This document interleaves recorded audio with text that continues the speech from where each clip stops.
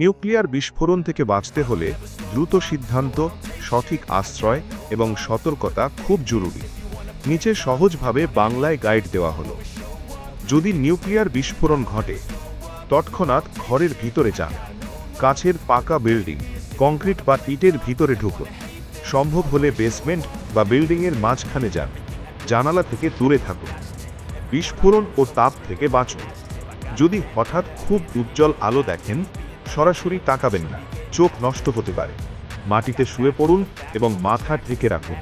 কিছু সেকেন্ড পরে shock wave আসতে পারে, তাই নিচে থাকুন। রেডিও অ্যাক্টিভ ধুলো থেকে বাঁচুন।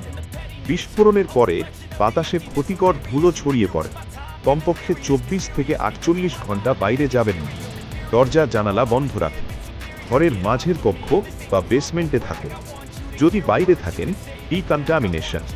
বাইরে থেকে এলে কাপড় খুলে ফেলুন, এতে প্রায় 90% ঝুঁকি কম। সাবান দিয়ে ভালো করে গোসল করুন। পরিষ্কার কাপড় পরুন। খবর রাখুন। মোবাইল বা রেডিও দিয়ে সরকারি নির্দেশনা শুনুন। নিরাপদ ঘোষণা না আসা পর্যন্ত বাইরে যাবেন না।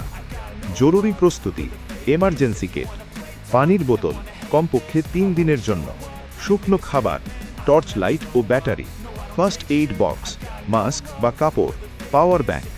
যা করবেন না, বিস্ফোরণের পরে বাইরে বেরোবেন না, গাড়িতে থাকবেন না, রেডিয়েশন থেকে সুরক্ষা দেয় না।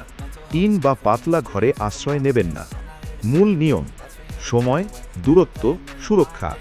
সময়: বেশি সময় অপেক্ষা সমান কম রেডিয়েশন। দূরত্ব: যত দূরে থাকবেন তত নিরাপদ। সুরক্ষা: মোটা দেওয়াল সমান বেশি সুরক্ষা।